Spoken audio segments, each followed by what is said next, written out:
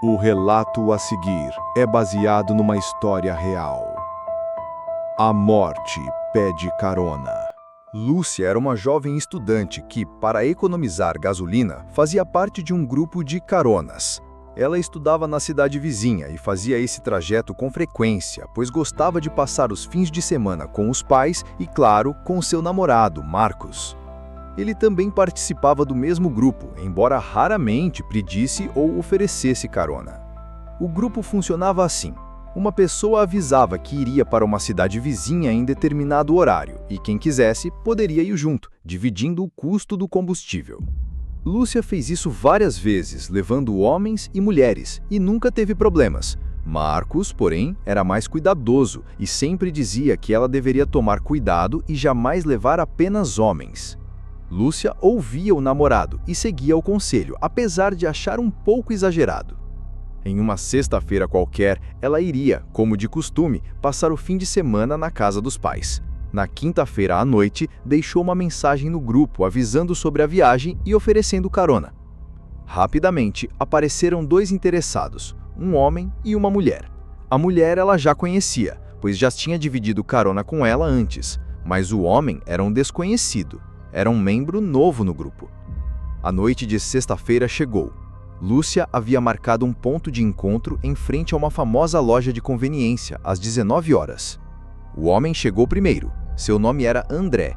Ele parecia simpático, tinha uma aparência simples, era baixo, branco, com cabelos pretos e carregava uma mala. Eles ficaram conversando enquanto a outra passageira não chegava.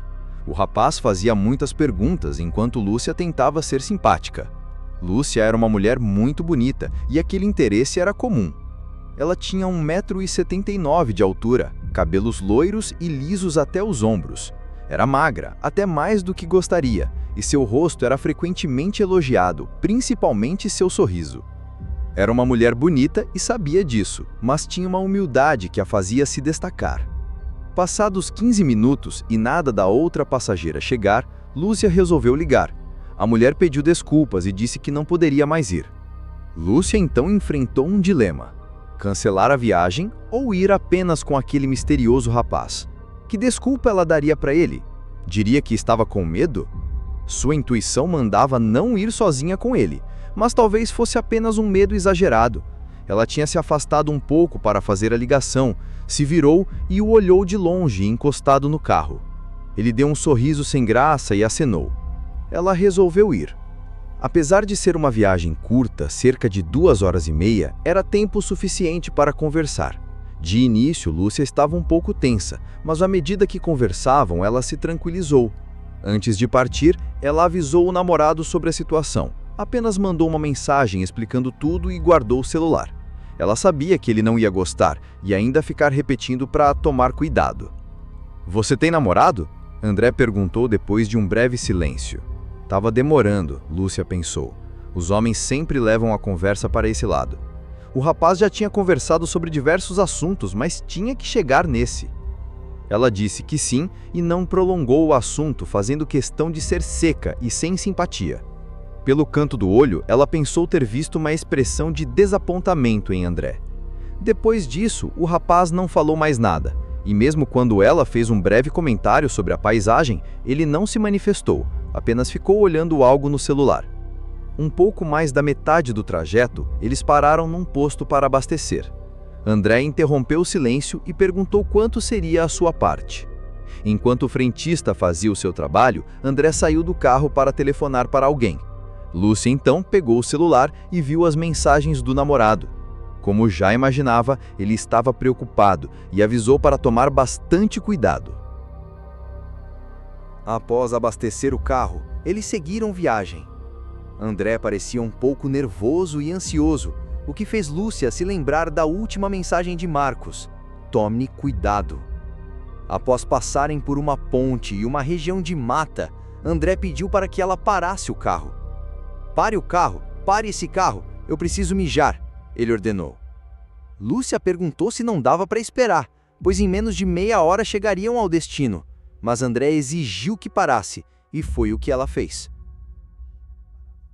Assim que ela parou no acostamento, teve uma surpresa. Com uma fúria animal, André se projetou para cima de Lúcia, tentando agarrar sua garganta. Ela, num movimento de susto, conseguiu jogar o corpo para trás e evitar o golpe fatal, mas pouco adiantou. André desferiu uma série de socos, alguns acertando o rosto da jovem em cheio. Satisfeito, ele saiu do carro e deu a volta. Abriu a porta e a puxou com força para fora do veículo. Lúcia quase não teve reação. Seus braços estavam fracos, sua boca e nariz ensanguentados, e seus gritos tão baixos não seriam ouvidos nem se estivessem em um lugar público. André a arrastou com brutalidade para fora da pista. Estava muito escuro e ele se apressou em sumir com ela no meio do mato antes que algum curioso pudesse surgir. No meio do nada, com os sons noturnos da natureza, ele soltou o corpo. Lúcia se contorcia no chão, gemendo baixinho de dor. André havia decidido que era ali que o ato aconteceria.